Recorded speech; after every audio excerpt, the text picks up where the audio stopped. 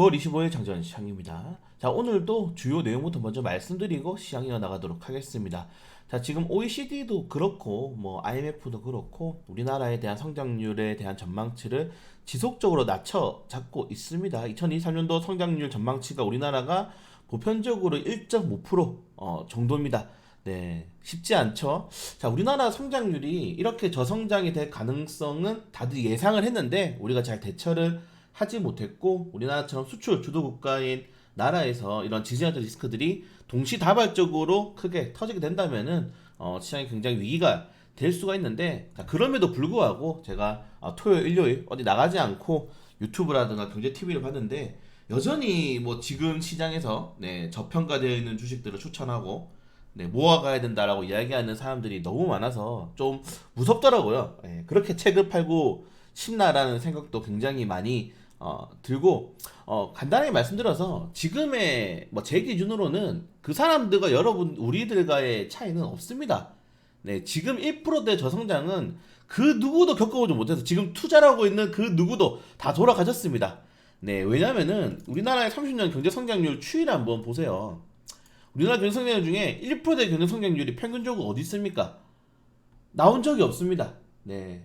경제 위기 때 한 번, 2008년부터 9년까지 경제 위기 때 한 번 떨어졌고, 그 전에 IMF 때 한 번, 바로 그 다음 해에 급격한 상승률을 보여줬죠. 네, 추이를 이게 차트로 보시면 알겠지만은 우리나라는 1%대 성장률을 겪은 적이 한 번도 없어요.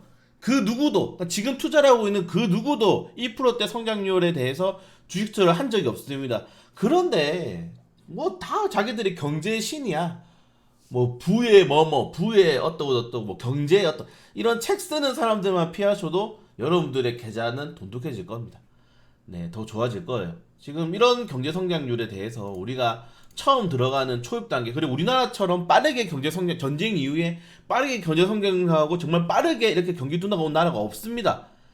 아무도 모르는데 지금 책팔이들이 미쳤어요. 지금 시장이 떨어지니까 이때 기회라 생각하는지 너무 책은 많이 팔려고 한다. 여러분들 워렌 버핏 다들 아시죠? 네, 워렌 버핏은 책을 낸 적이 있을까요, 없을까요? 워렌 버핏이 책을 쓴 적이 없습니다. 직접적으로. 워렌 버핏에게 책을 추천하냐고 물어봤을 때 워렌 버핏이 주주서원을 읽으라고 하는 굉장히 유명한 일화입니다. 워렌 버핏도 자기가 직접 돈 버는 방법을 안 쓰는데 일개 한국 주식을 하면서 전 세계 유동자금의 1%도 안 되는 주식시장을 하면서 무슨 그렇게 책을 팔이들이 많이 나왔는지 주말에 좀 소름 돋더라고요. 와, 저렇게 돈을 벌어야 되는 건가? 그 사람들 똑똑한 건가? 오히려. 네, 저도 책을 한번 써보도록 하겠습니다. 이렇게 베이스셀러에 들어가면은 돈을 굉장히 많이 법니다, 여러분들. 네, 그걸 아셔야 돼요. 그래서 아무도 모르는 시장에서 이렇게 막 책팔이들 모아가야 된다 이런 사람도 조심하세요. 우리가 할 수 있는 거는 시장에 떨어질 때 팔고 떨어지다가 오르면 사면 됩니다. 네, 그렇게 대응할 수밖에 없는 시장이다. 아무도 모르는데 왜 이렇게 다들 아는 척 하는지 지금 너무 무섭습니다. 지금 시장에 대해서. 네, 저는 모르기 때문에 모른다고 말씀드리고 계속 안정적으로 말씀을 드릴 겁니다. 네, 책은 써야 될 것 같아요. 책 쓰면 돈 버니까. 농담이고요. 자, 골드만삭스가 연준의 금리 인하를 2024년도 4분기까지 늦춰질 것이다 라고 예상을 하고 있습니다. 다행히 추가 금리 인상은 없을 거라고 얘기하는데 연준의 고금리 정책은 어느 정도 반영했다. 자, 우리가 기대했던 거는 2024년도 늦으면 5월, 빠르면 이제 5월, 6월, 늦어도 정말 6월 안에는 금리 인하를 하는 정책을 기대했는데 좀 늦어질 거다라고 생각이 되고 있고요. 자, 유럽연합이 반도체법을 발효를 하게 되면서 2023년도까지 점유율이 20% 이상 올리는 목표를 설정을 했습니다. 이거는 이제 우리나라 삼성전자, SK하이닉스 반도체 기업의 악재죠. 유럽이 여러분들 기술력이 없어서 반도체는 안 했겠습니까? 반도체 하면은 일단 말 그대로 3D 산업이었죠. 옛날에는 반도체가. 반도체 3D 산업이고 자기들은 천연자원 팔아도 잘 먹고 사니까 관광하고 천연자원 팔고 하고 무역 금융으로 잘 사니까 하다가 경기가 안 좋아지니까 이제 자기들 반도체 산업이 뛰어드는 겁니다. 이제 제가 늘 말씀드리잖아요. 이제 모든 성장주는 성장주 이거 좋을 것 같아. 거기 난 투자가 들어가고 투자 들어가도 주식이 오르죠. 그 다음에는 경쟁을 해야 됩니다. 우리나라 2차전지 업종들이 우리나라 전 세계에서 1등이라고 하죠. 점유율 6, 7%의 1등이에요. 이게 1년 뒤, 2년 뒤 어떻게 바뀔지도 모르는데 에코풀 200만 원 간다, 300만 원 간다 이렇게 말합니까? 무슨 일이 발생할지도 모르는데. 네, 그렇기 때문에 항상 우리나라 주식은 짧게 봐야 된다는 점, 네, 조심하셔야 됩니다. 아까 말씀드린 것처럼 뭐 OECD에도 계속적으로 우리 이 성장률에서 경고를 하고 있고, 반도체 같은 경우에는 뭐 주말 동안에 반도체 가드레일법 사실 뭐 예상된 내용이기 때문에 뭐 추가적으로 이걸 가지고 우리나라 증시에 크게 흔들린다거나 할 건 없을 것 같아요. 일단 예상은 했고 예상한 대로 흘러갔다는 점, 네, 확인하시면 될 것 같습니다. 근데 이게 이제 1년짜리 유예 기간이라서 계속적으로 갱신해야 되는 게 조금 짜증나죠. 여러분들 무슨 사업을 하는데 1년짜리 제한이 계속 걸려.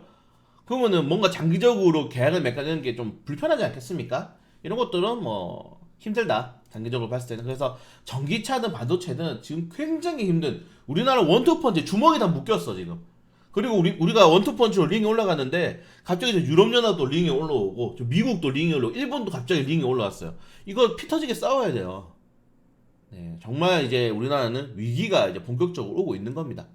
예.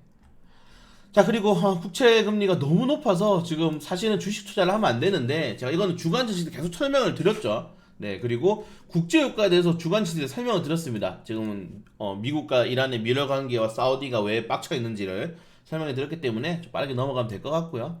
한 번씩 뉴스도 읽어보시면 좋을 것 같아요. 네. 자, 그리고 뭐 오늘 뭐 주요 내용 자체가 사실은 저성장에 대해서 말씀을 드렸고, 그리고 정부가 지금 지속적으로 이 부동산 공급 대책을 발표를 하잖아요. 근데 이거는 우리나라랑 중국만 좀 국한돼 있는 그겁니다. 왜냐면은 우리나라랑 중국이랑 공통점이 많죠. 정말 빠른 경제 성장률을 겪었고 빠르게 지금 경제가 부침이 되고 있습니다. 네, 그리고 사실 뭐 지지하는 리스크들도 뭐 여러 가지가 있겠지만은 우리나라 중국이랑 가장 큰 이 동일점은 빠른 성장을 위해서 뭘 선택했냐? 부동산을 통한, 건설 기계를 통한 성장을 촉진했다는 겁니다.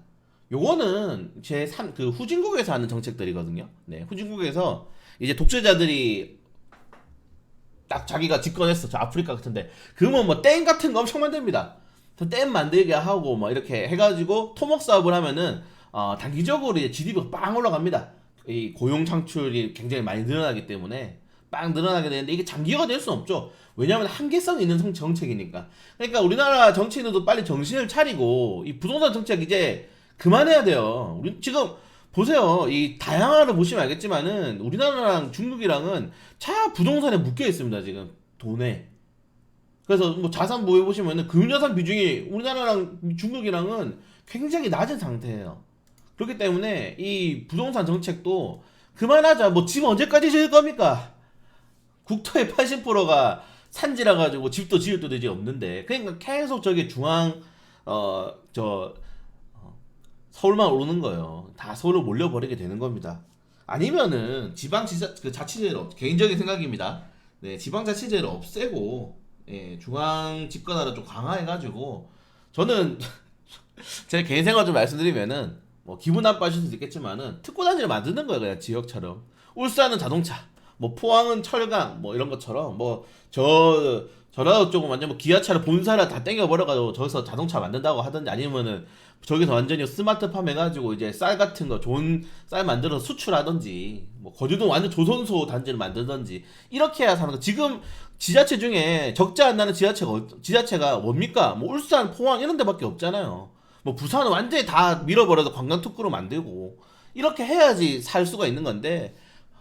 아무튼 뭐 이건 개인적인 생각입니다. 맨날 저 지방자치제 해가지고 다 적자 나는 거 정부 중앙정부에서 세금을 메우려 그러니까 나라가 발전을 못하고, 개인적인 생각입니다. 네, 아무튼 그래서 부동산 정책을 할 수밖에 없는 건 삼류 정책이고, 네, 근데 이런 걸 해야죠. 왜냐면은 지금 우리나라 여러분들의 재산 70%가 다 부동산이니까 이거 안 건들면은 이제 다음에 표를 못 받으니까. 이래서 제가 우리나라가 안 된다고 그러는 거예요. 국민도 그렇고 정치인도 그렇고 딱 수준에 맞게 나라가 이제 천천히 저성장에 접어들고 있다는 점, 네, 걱정이 됩니다.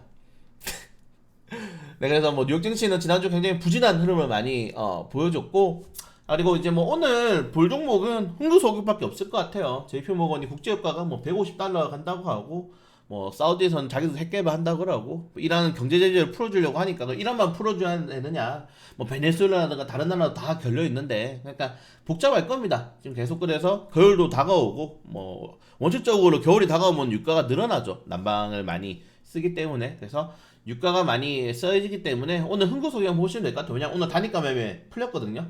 그래서 흥구석이 오늘 단타를 초반에 치던지 아니면 좀 저가 구간에서 좀 모아가든지 한번 공격을 하는 정책을 하는 게 좋을 것 같다 생각이 됩니다. 네, 그래서 가격도 조정이 좀 많이 나왔기 때문에 오늘 뭐 나쁘지 않게 생각이 되고요.